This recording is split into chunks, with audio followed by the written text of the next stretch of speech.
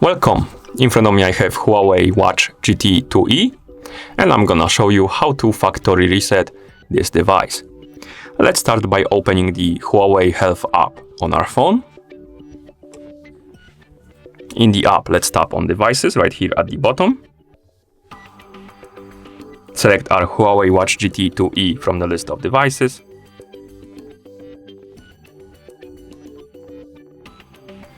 On this page, scroll down and tap on the Restore Factory Settings option,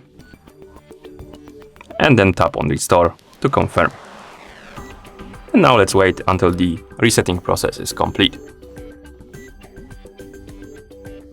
And when you see the list of languages on your watch right here, that means that the factory reset is complete. And that's how you factory reset this watch by using the phone app. Thank you for watching. If you found this video helpful, please consider subscribing to our channel and leaving the like on the video.